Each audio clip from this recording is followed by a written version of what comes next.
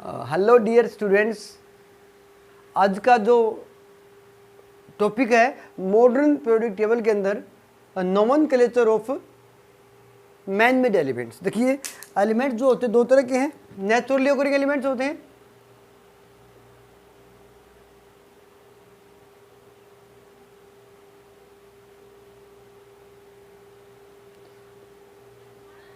Occurring element,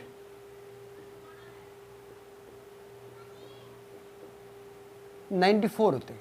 ठीक है, उसके बाद अगर आप देखते हैं टेबल के अंदर मॉडर्न जो एग्जिस्टिंग कितने हमारे पास ये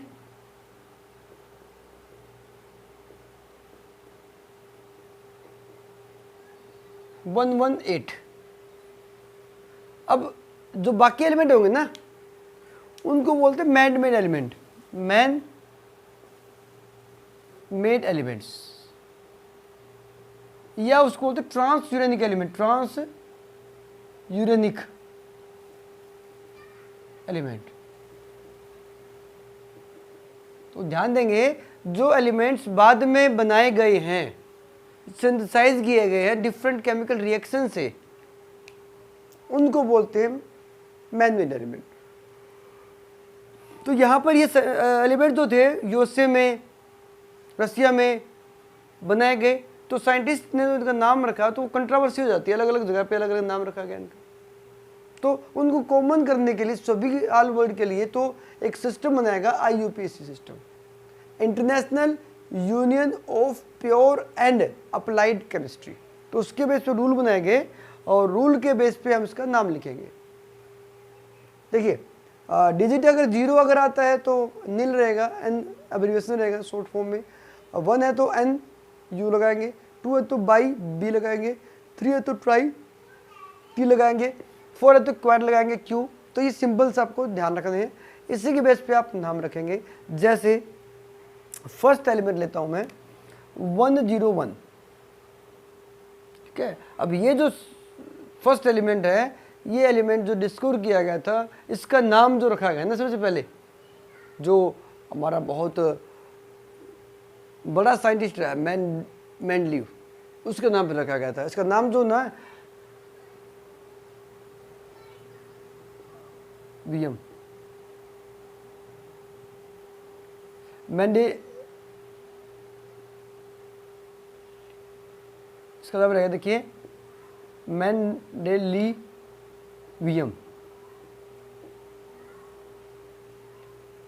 तो ये नाम रखेगा, इसको सिंबल होता है MD।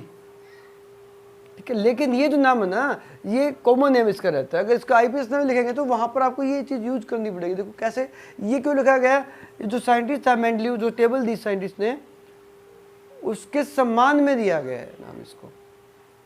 और बहुत बड़ा काम किया था मेंडलीव ने, अपने पीछे पढ़ा भी था। जो मॉडर्न पीरियोडिक टेबल हम देखते हैं ना, वो सारी की सारी मेंडलीव के ऊपर मैच करती है।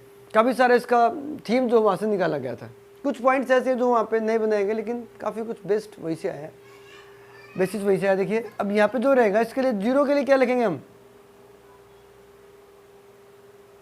1 के लिए N, 0 के लिए नील, और 1 के लिए फिर N, सिंबल हो जाएगा UNU। तो ये जो आपको सिंबल रहेगा याद रखना, 101।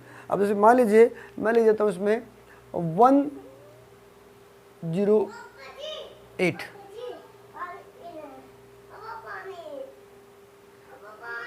वहाँ से ले ले।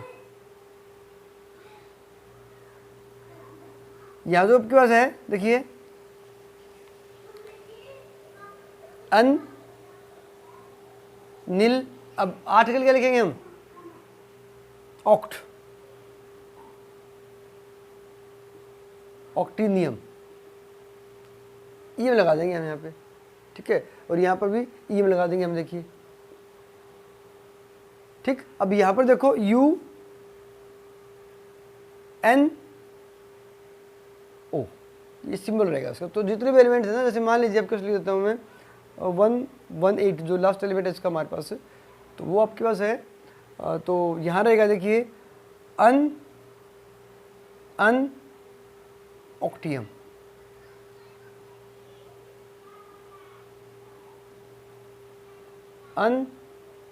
UUO, सिंबल आपको इस तरह से याद कर रहे हैं। तो ये जो एलिमेंट थे, इस तरह से जितने भी एलिमेंट्स उनका नाम आप आराम से लिख सकते हैं अगर आप रूल फॉलो करते हैं। तो आपसे 1 मार्क्स में क्वेश्चन आपके ऊपर पूछा जा सकता है। आपके पास एक टेबल भी दे रखी है, इन एलिमेंट्स के आईपीएस नेम भी है और कॉमन नेम भी है। तो लेकिन हमें ऑल ओवर वर्ल्ड के अंदर ये नाम ज़्यादा यूज किए जाते हैं, क्योंकि आईपीएस नेम में कंट्रोवर्सी नहीं रहती है। ठीक है, तो ये तो हमने पढ़ा कि भी जो एलिमेंट्स उनको आप याद कैसे रखते हैं। अब हम थोड़ा सा प्रोडक्ट टेबल के बारे में देखिए, स्टडी करते हैं कैसे इसको हमने स्टडी करना है। देखिए यहाँ तो आपका टेबल दे रखी है, इसमें ये जो ब्लॉक आपका एस ब्लॉक रहेगा, उसको बोलेंगे आप पी ब्लॉक। कॉन्फ़िगरेशन आपको शायद याद होगा, NS2 NP126। और यहां पर याद रखना इसको क्या बोलते हैं पता है, इसको बोलते हैं रिप्रेजेंटेटिव एलिमेंट्स। Representative elements. देखो आपको मैं यहां लिख रहा हूं, देखो एस ब्लॉक जो रहेगा, कॉमन बात लिख रहा हूं उसके अंदर। यहां पे मैं एस ब्लॉक जो होता है इसके अंदर आपका NS2 NS122 रहेगा। ठीक है, इसके अंदर जो आपके आएंगे अल्कली मेटल और अल्कलाइन अर्थ मेटल, दो आपके ग्रुप आएंगे, 1 2 2, दो ग्रुप यहां पर आएंगे। ठीक है, उसके बाद आपका आता है पी ब्लॉक। अब देखिए पी ब्लॉक जो रहेगा इसमें आपका रहेगा NS2 NP126। जो ग्रुप रहेगा हमारे पास, ग्रुप इसमें आएगा 13 to 16, 6 ग्रुप इसमें आएंगे। और उसको नाम दिया जाता है रिप्रेजेंटेटिव एलिमेंट। रिप्रेजेंटेटिव एलिमेंट्स क्यों कहते हैं, क्योंकि इसमें मेटल, नॉन मेटल और मेटलॉइड तीनों ही इसमें पाए जाते हैं। तो ध्यान रखेंगे, इसका कॉन्फ़िगरेशन ध्यान रखेंगे और उसको रिप्रेजेंटेटिव एलिमेंट्स कहते हैं। ठीक है, नेक्स्ट जो आपका रहेगा वो है डी ब्लॉक एलिमेंट्स। इसको भी आप ध्यान देंगे। देखिए क्या होता है, इसका जो जनरल कॉन्फ़िगरेशन रहेगा हमारे पास वो रहेगा, देखिए NS2 NP NS2 N-1D 1 to 10 NS022, ये रहेगा याद रखना। और उसको जो नाम दिया जाता है इसको बोलते हैं हम ट्रांजिशन एलिमेंट। याद रखना, आपसे पूछ सकते हैं कौन से एलिमेंट ट्रांजिशन एलिमेंट होते हैं और उसमें कितने ग्रुप आते हैं आपके पास,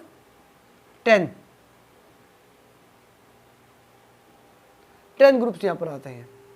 ठीक है, तो कॉमन सेंस की बात याद रखना।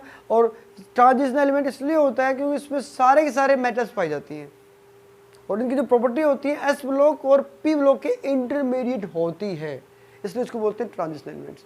और नेक्स्ट जो कैसे रहेगा वो है एफ ब्लॉक एलिमेंट। अब जो एफ ब्लॉक होता है उसमें आप ध्यान देंगे, इसका जनरल कॉन्फ़िगरेशन रहेगा N-2 F 1 to 14 N-1D 0 to 2 0 to 1 और NS2। ये जो आपके सामने लिखा है ना मैंने, ये इसका जनरल कॉन्फ़िगरेशन लिख दिया है। ठीक है, इसमें दो सीरीज होती हैं, लेंथेनॉइड्स एंड एक्टिनॉइड्स। ठीक है, ये आपके पास लेंथेनम से शुरू होते हैं और ये एक्टिनम से शुरू होते हैं, इसलिए आपके पास और कितने एलिमेंट यहाँ पर आएंगे, 14 यहाँ पर आएंगे और 14 यहाँ पर आएंगे। क्यों आएंगे 14? क्योंकि एफ सब सेल के अंदर 7 ऑर्बिटल होते हैं और 7 ऑर्बिटल्स के अंदर 14 इलेक्ट्रॉन्स आ सकते हैं। ठीक है, तो याद रखना, इसका एक नाम भी याद रखेंगे आप यहाँ पर, इसको बोलते हैं इनर ट्रांजिशन एलिमेंट। इनर का मतलब जो ट्रांजिशन एलिमेंट होते हैं ना, यहाँ से इसको निकाल के बाहर रखा गया है, ठीक है। तो ये भी बड़ी इंपॉर्टेंट बात है, तो याद रखेंगे। अब लोग एलिमेंट, तो ये जो आपका लेंथेनॉइड हो जाएगा और ये आपका सेक्टोनॉइड हो जाएगा, ठीक है। तो ये आपके पास जो होगी जनरल लिखा मैंने इसके बारे में, आपका जो टेबल होती है क्या होती है, इसमें S block, P block, D block, उसके कॉन्फ़िगरेशन याद रखेंगे, ठीक है। अब यहाँ पर इतना कुछ पढ़ने के बाद हम एलिमेंट को कैसे फाइंड आउट करेंगे, ठीक है। तो यहाँ पर पहले आप क्या करेंगे, ये याद करना बड़ा इंपॉर्टेंट है और आपको याद होना चाहिए, ये आपको +2 में भी काम आएगा, ठीक है। Electronic configuration. नेक्स्ट हम करते हैं, देखिए नेक्स्ट जो हमारे पास है prediction of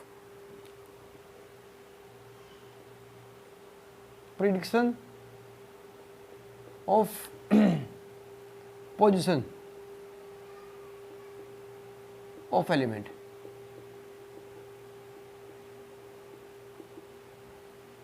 in modern periodic table.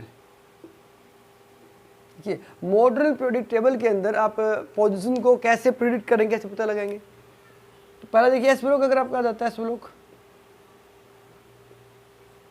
अब हमें पता है जो टेबल है ना हमारी, वो किसके ऊपर बेस्ड है, इलेक्ट्रॉनिक कॉन्फ़िगरेशन के ऊपर बेस्ड है। तो मान लीजिए मैं देता आपको बस 3s2 आ गया हमारे पास, मान लीजिए 3s2, ठीक है। तो यहाँ पर याद रखना, ये जो आपके बता रहा ना n, इसको आपको याद होगा कॉन्फ़िगरेशन होता है n-l-x होता है, कॉन्फ़िगरेशन को आप ऐसे लिखते हैं। ये जो रहेगा आपका, ये होगा आपका ग्रुप, ठीक है। और s तो आपका पहले हो ही गया है, सॉरी ये आपका रहेगा पीरियड,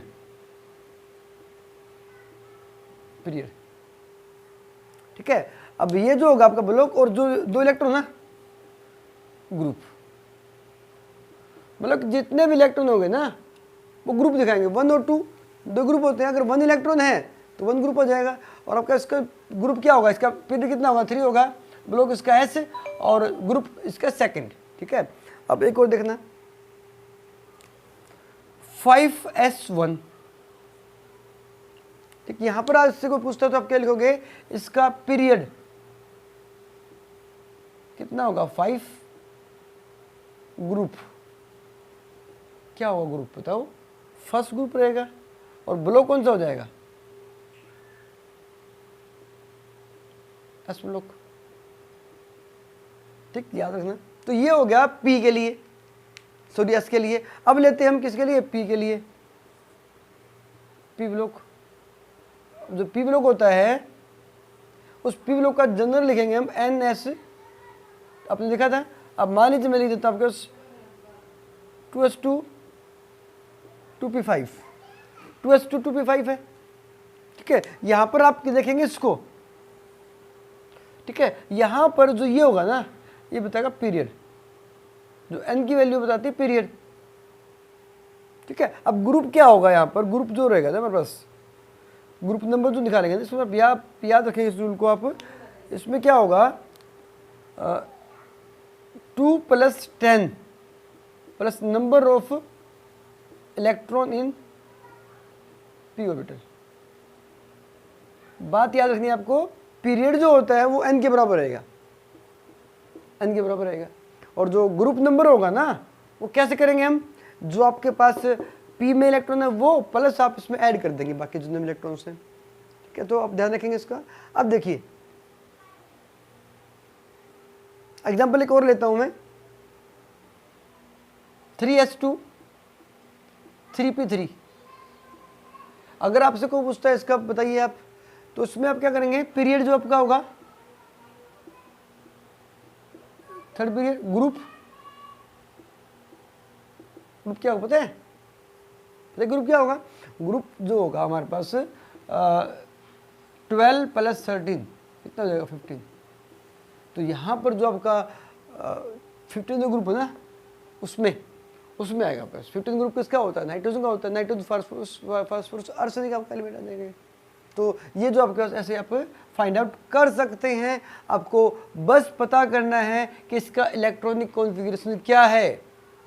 एस ब्लॉक और पी ब्लॉक में आप बहुत ही इजीली तरीके से इसको आप उसकी पोजीशन को प्रिडिक्ट कर सकते हैं। तो हमने बहुत ही सिस्टमेटिक तरीके से टेबल को स्टडी किया है। अब जो बचता अपने पास डी ब्लॉक है, देखिए अब डी ब्लॉक में क्या रहेगा। मान लीजिए मैं एग्जांपल ले रहा हूं, यहां पर आपके पास है 3D 5 4s2।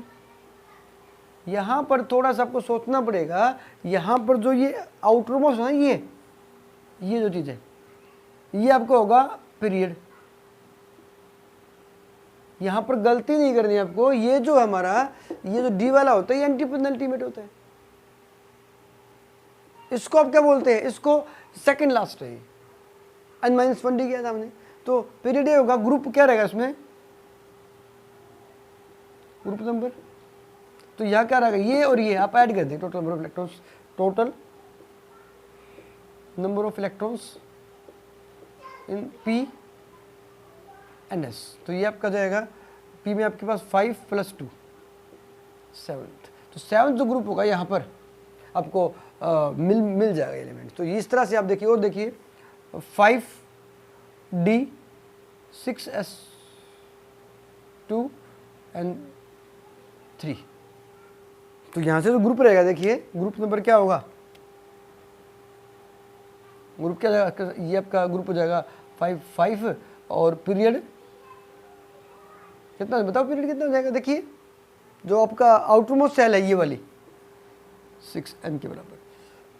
तो ये आप ऐसे आप फाइंड आउट कर सकते हैं। और आपके जो एफएलओ होता है उसमें ये पॉसिबल नहीं है, क्योंकि एफएलओ की कोई यहाँ से निकाल के रखा गया है, इसलिए इसको पॉसिबल नहीं हो पाता है। तो इस तरह से आप क्या करेंगे, पूरी पीरियोडिक टेबल को आप ऐसे यूज करेंगे, ऐसे स्टडी करेंगे इसका। और ये जो मॉडर्न पीरियोडिक टेबल है बहुत कुछ इसने एक्सप्लेन किया, काफ़ी सारी कमियों को दूर किया, लेकिन फिर भी इतना कुछ बताने के बाद भी इस मॉडर्न पीरियोडिक टेबल के अंदर भी कुछ कमियां आ जाती हैं, ठीक है, क्योंकि कमी कहीं पर भी हो सकती है। तो यहाँ पर आपको मैं बताऊंगा लिमिटेशन। देखिए अगर कोई पूछता है लिमिटेशन क्या है इसमें, तो काफ़ी सारी बातें इसने बता दी हैं, तो इसकी लिमिटेशन क्या हुई भाई, ये तो बहुत तो अपने आप में बहुत मतलब मॉडर्न है। तो क्या कमी रहेगी, तो कमी देखिए पहली जो कमी रहेगी ना वो पोजीशन ऑफ हाइड्रोजन। देखो ये जो कमी है आज तक पूरी नहीं हो पाई है। मेंडलीव भी इस कमी को दूर नहीं कर पाया, और जो मॉडर्न है वो भी कमी को दूर नहीं कर पाई। क्यों नहीं कर पाया पता है, क्योंकि हाइड्रोजन जो होता है उसको फर्स्ट ग्रुप में रखा गया है, लेकिन जो एलिमेंट है फर्स्ट ग्रुप के अल्कली मेटल्स वो सारे सॉलिड हैं, और जो हाइड्रोजन वो क्या होती है, गैस होती है। इसकी प्रॉपर्टी डिफरेंट है, तो उसको आप 17वें ग्रुप में भी रख सकते हैं और फर्स्ट में भी रख सकते हैं, प्रॉपर्टी डिफरेंट है। तो यहाँ पर क्या आगे इसकी कमी होगी। और दूसरा जो आपका होता है कमी लैंथेनम एंड एक्टिनोइड्स।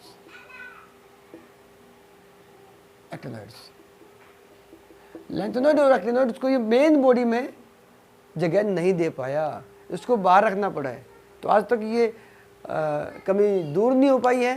तो अगर आप आगे अच्छा पढ़ाई करें, अच्छी स्टडी करें, रिसर्च करें, तो इन कमियों को आप यहाँ पर दूर कर सकते हैं। आपके पास एक चांस है कुछ रिसर्च करने का। बहुत सारी चीज़ें अभी भी ऐसी बची हुई हैं जो अभी रिसर्च करनी है। तो आप इसको आप अच्छी पढ़ाई करें और इस कमी को दूर करने की कोशिश करें। Thank you for watching. I hope you are enjoying chemistry. Study with me and enjoy chemistry. Like and subscribe the channel. Thank you. Love day.